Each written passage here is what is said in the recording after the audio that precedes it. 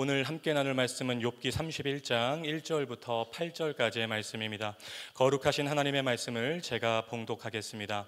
내가 내 눈과 약속하였나니 어찌 처녀에게 주목하랴. 그리하면 위에 계신 하나님께서 내리시는 분깃이 무엇이겠으며 높은 곳의 전능자께서 주시는 기업이 무엇이겠느냐. 불의한 자에게는 환난이 아니겠느냐. 행악자에게는 불행이 아니겠느냐.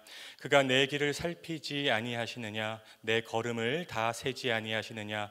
만일 내가 허위와 동행하고 내 발이 속임수에 빨랐다면 하나님께서 나를 공평한 저울에 달아보시고 그가 나의 온전함을 아시기를 바라노라. 만일 내 걸음이 길에서 떠났거나 내 마음이 내 눈을 따랐거나 내 손에 더러운 것이 묻었다면 내가 심은 것을 타인이 먹으며 나의 소출이 뿌리째 뽑히기를 원하노라. 아멘. 오늘 선포되는 말씀이 여러분 모두에게 은혜와 결단의 말씀이 되기를 주님의 이름으로 축복합니다. 계속해서 욥기를 묵상하고 있습니다.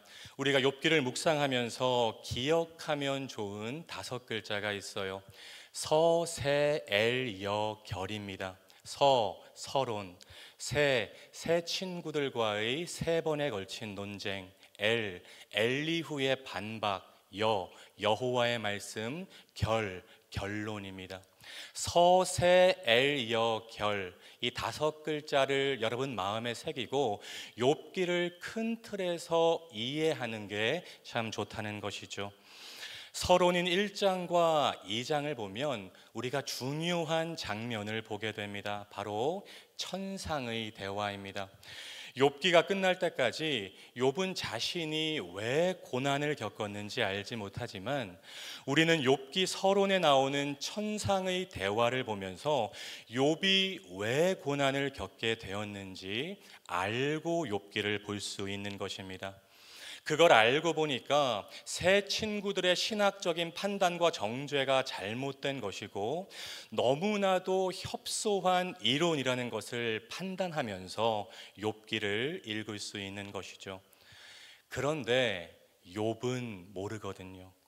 그러니까 하나님이 살아계심을 확신하면서도 여전히 절망의 어둠 속을 한 걸음 한 걸음 더듬더듬 걸어가고 있는 것입니다. 여러분, 우리가 신앙생활을 하면서 반드시 경계해야 할 것은 영적 내로남불에 빠지지 않는 것입니다. 나에게 고난이 임하거나 내 가족에게 고난이 임하면 하나님의 선한 뜻이 있는 것이고 다른 사람에게 고난이 임하면 신앙생활 똑바로 안 해서 그렇다고 함부로 정죄하고 판단하는 것, 이런 태도를 영적 내로남불이라고 해요. 우리가 절대로 취해서는 안 되는 태도입니다. 그런데 의외로 교회 공동체 안에 이런 사람들이 참 많다는 것이죠.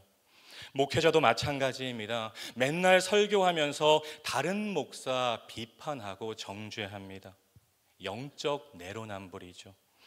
진짜 은혜가 있는 사람은 다른 사람에 대해서 말하지 않아요. 오히려 지금 내가 하나님 앞에서, 하나님의 말씀 앞에서 온전히 서 있는가, 거기에만 초점을 맞춘다는 것입니다. 바라기는 우리 말씀 삶 공동체가 영적 내로남불에 빠져서 다른 사람들의 고난과 고통을 함부로 판단하고 정죄하는 것이 아니라 헤세드의 마음을 품고 서로를 위로하는 공동체가 되기를 주님의 이름으로 축복합니다. 욥기에서 가장 많은 지면을 할애하고 있는 내용이 욥기 3장부터 31장까지 이어지는 욥과 새 친구들과의 3번에 걸친 논쟁입니다. 그런데 길게 이어지는 이 논쟁이 계속해서 평행선을 그리고 있어요. 욥기에 등장하는 새 친구 엘리바스, 빌닷, 소발은 이스라엘의 전통적인 지혜자들이 가지고 있는 신학을 대변하는 사람들이었습니다. 쉽게 말하면 권선징악, 인과응보에 근거한 신학입니다. 한마디로 이거죠. 고난은 죄의 결과이다. 욥은 고난을 겪고 있다. 그러므로 욥은 죄인이다. 너무나도 협소한 이 3단 논법으로 욥이 죄인이라는 처방전을 쉽게 내리고 계속해서 욥을 조롱하고 정죄했던 것입니다. 그런데 욥기는 고난을 당하는 것이 죄의 증거, 죄의 결과라는 정통 교리가 항상 옳은 것은 아니라는 사실을 우리에게 보여주고 있습니다. 여러분, 교리 누가 만든 거죠? 사람들이 만든 것입니다. 좀 똑똑하다는 사람들이 교리라는 것을 만들어 놓고 그 틀에 하나님을 맞추려는 실수를 종종 범하기도 한다는 것입니다. 그런데 우리 하나님은 절대로 교리 안에 갇히는 분이 아니세요. 피조물인 인간이 창조주 하나님을 다 파악할 수 없고 이해할 수도 없습니다. 아무리 성경 박사 할아버지라고 해도 하나님의 말씀인 성경을 다 이해할 수 없다는 것이죠. 기독교는 출발부터가 사람의 이해를 뛰어넘는 것입니다. 여러분, 성경이 총 몇 권인가요? 66권입니다. 그러면 성경이 총 몇 장일까요? 1189장입니다. 그러면 성경은 총 몇 구절일까요? 31,102구절입니다. 그런데 31,102구절에서 가장 먼저 나오는 구절이 바로 창세기 1장 1절 말씀입니다. 태초에 하나님이 천지를 창조하시니라. 성경은 가장 먼저 창조주 하나님을 말하고 있어요. 왜일까요? 하나님이 온 우주 만물을 창조하신 창조주라는 것을 믿지 않는다면 나머지 31,101구절은 읽을 필요도 없다는 것입니다.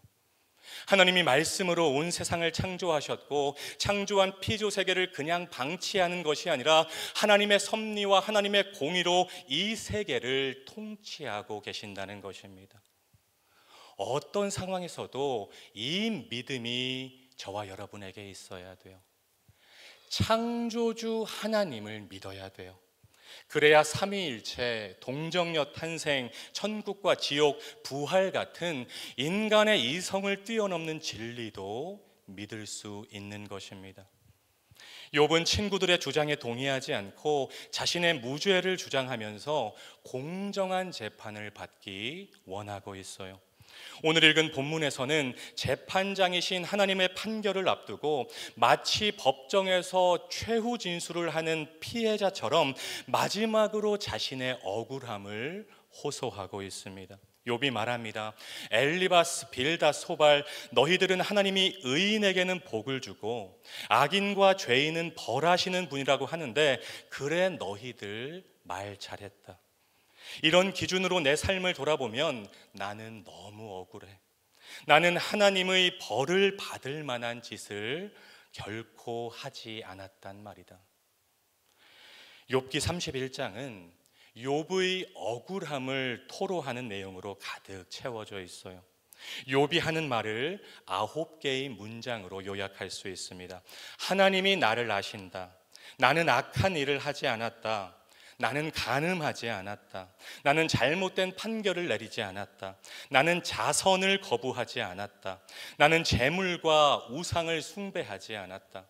나는 비열하거나 야박하지 않았다.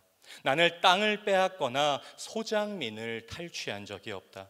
결론적으로 나는 하나님 앞에 당당히 설 수 있다. 욥은 이 9개의 문장을 말하면서 자신이 14가지의 죄를 짓지 않았다고 주장하고 있습니다. 음란, 남을 속임, 남의 재산을 빼앗음, 간음, 노예를 상대로 불공평한 법정 다툼, 가난한 사람들 외면, 외국인 천대, 과부와 고아에게 불의를 행함, 재물 욕심, 해와 달 숭배, 원수들이 망하는 것을 즐거워함, 나그네 천대, 여론이 두려워 자기 죄를 숨김. 이 죄들을 내가 짓지 않았고 그걸 하나님이 아신다. 여러분, 욥의 최후 진술이 세상 재판에서 최후 진술을 하는 피해자와 다른 점은 그가 재판장이신 하나님께 선처를 바라지 않는다는 점입니다. 오히려 욥은 하나님이 자신을 공평한 저울에 달아보고 공정하게 심판해 주시기를 원하고 있죠. 하나님이 자신을 심판하시면 자신의 온전함이 온 세상에 드러나게 될 것을 확신하고 있는 것입니다. 6절 말씀입니다. 하나님께서 나를 공평한 저울에 달아보시고 그가 나의 온전함을 아시기를 원하노라. 이게 끝이 아니죠. 거기에 더해서 만일 자신이 남을 속이거나 하나님의 길에서 떠났거나 자기 마음이 눈에 보이는 대로 행동했거나 부정한 짓을 했다면 자기의 모든 재산을 기꺼이 내놓겠다고 말하고 있습니다. 8절 말씀입니다. 내가 심은 것을 타인이 먹으며 나의 소출이 뿌리째 뽑히기를 원하노라. 지금 상황에서 욥이 할 말은 아닌 것 같아요. 이미 알거지가 된 상황에서 욥이 내놓을 재산이 없잖아요. 8절의 말은 그나마 남은 것이라도 모두 내놓겠다는 강력한 의지의 표현인 것입니다. 예전에 영남 사람들이 이런 말을 했다고 합니다. 이원익은 속일 수는 있지만 차마 속이지 못하겠고 유성룡은 속이고 싶어도 속일 수가 없었다. 무슨 말인가요? 서리빨 같은 기세 때문에 속일 수 없었던 유성룡도 대단하지만 그 앞에 서면 속이려는 마음 자체가 부끄러워지는 사람, 이원익도 참 대단한 사람이었다는 말입니다. 사람 앞에서도 이러할진데 하물며 하나님의 눈을 의식하는 욥은 내가 어찌 함부로 남을 속이고 하나님의 길에서 떠나는 삶을 살 수 있었겠냐고 주장하고 있는 것입니다. 최후 진술을 마친 욥이 40절에서 말을 그쳤고 이어지는 32장부터 37장까지는 새로운 등장인물이죠. 엘리후라는 사람의 반박이 길게 이어집니다. 그리고 드디어 38장에서 하나님이 폭풍우 가운데 욥을 만나 주시는 것입니다. 여러분, 하나님은 욥에게 네가 왜 고난을 당하고 고통을 당했는지 말해주지 않아요. 하나님은 고난에 대한 답을 주는 대신에 내가 이 세상을 창조했고 창조한 피조 세계 전체를 다 보고 있고 알고 있고 통치하고 있는 창조주이심을 말씀하십니다. 여기서 욥이 깨달은 거죠.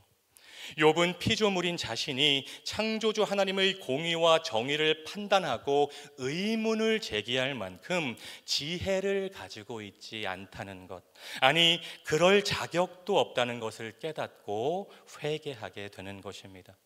또한 자신이 하나님을 경외하고 산 것은 창조주 하나님에 대한 당연한 반응이지 상급을 주장할 일이 아니라는 것을 깨닫게 되었던 것입니다. 그래서 앞에서 언급한 대로 66권 성경을 여는 창세기 1장 1절 말씀이 우리에게 너무나도 중요한 말씀인 것입니다. 사랑하는 여러분, 제가 예전 새벽 설교 때 욥기를 묵상하면서 기억해야 하는 한 문장에 대해서 말씀을 드렸었죠. 기억하시나요? 하나님의 공의는 이해의 문제가 아니라 신뢰의 문제입니다. 창조주 하나님은 피조물인 우리에게 이해의 대상이 아니라 신뢰의 대상입니다. 우리 새벽 시간이지만 너무나도 중요하기 때문에 한번 따라해 봤으면 좋겠습니다. 다시 따라합니다. 하나님을 이해하려고 하지 말고 하나님을 신뢰합시다. 문제와 고난과 고통 앞에서 하나님을 이해하려고 하면 교회를 떠나게 되고 신뢰하면 믿음의 길을 꿋꿋하게 걸어갈 수 있는 것입니다. 때로는 낙심하고 쓰러지기도 하죠. 때로는 하나님을 원망하고 하나님께 실망했다고 소리를 지르기도 하죠. 그럼에도 결국 다시 일어나서 신앙의 길을 묵묵히 걸어갈 수 있다는 것입니다. 그리고 그 길 끝에서 나와 함께 하시는 하나님, 나의 모든 상황을 아시고 내 눈물을 보시는 하나님, 나의 간구와 기도와 부르짖음을 듣고 우리에게 위로와 회복을 주시는 하나님을 만나게 될 줄로 믿습니다. 사랑하는 말씀 삶 공동체 성도 여러분, 창조주 하나님이 여러분과 함께 하십니다. 바라기는 욥기 31장을 묵상하면서, 그리고 욥기 전체를 묵상하면서 고난에 대한 답을 들어서 위로를 얻는 것이 아니라 창조주 하나님이 나와 함께 하신다는 것, 그 하나님이 내 모든 문제와 고난과 아픔을 알고 계신다는 것에 위로를 얻고 힘을 얻고 다시 일어서는 저와 여러분, 우리 말씀 삶 공동체 모두가 되시기를 주님의 이름으로 축원드립니다. 태초에 하나님이 천지를 창조하셨습니다. 기도하겠습니다. 사랑과 은혜가 풍성하신 하나님, 오늘도 새벽을 깨우게 하시고 하나님의 말씀으로 먹이시고 채우시니 감사와 찬양을 올려드립니다. 욥기 31장 그리고 욥기 전체를 깊이 묵상하면서 어떤 절망스러운 상황에서도 창조주 하나님의 공의와 하나님의 섭리하심과 통치하심을 신뢰하며 믿음의 길을 꿋꿋하게 걸어가는 말씀 삶 공동체 모두가 되게 하옵소서.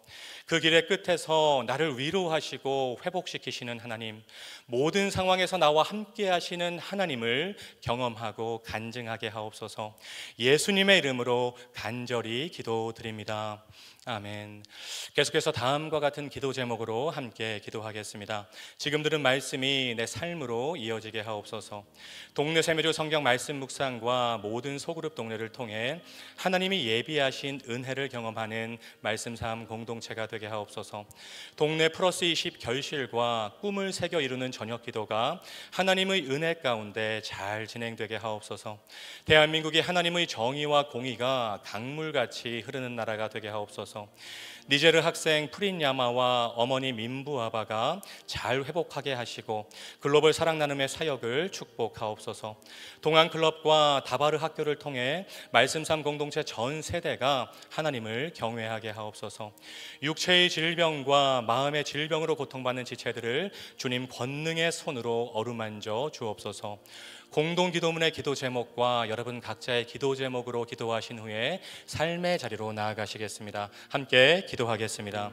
참 좋으신 아버지 하나님, 오늘도 새벽을 깨우게 하여 주시고 하나님의 살아있는 말씀, 운동력 있는 말씀, 활력 있는 말씀으로 저희를 먹이시고 채우시니 감사와 찬양을 올려드립니다. 하나님, 오늘 선포된 말씀 한 귀로 듣고 한 귀로 흘려버리는 말씀이 되지 않게 하여 주시고 우리의 삶으로 살아내고 적용하고 실천하는 레마의 말씀이 될 수 있도록 주님 아버지 인도하여 주시옵소서. 하나님, 어떤 삶이 가장 복된 삶일까요? 날마다 하나님의 말씀을 가까이 하며 하나님의 말씀을 마음에 새기며 하나님의 말씀을 준행하고 하나님의 말씀에 순종하는 삶이 가장 복된 삶임을 믿사오니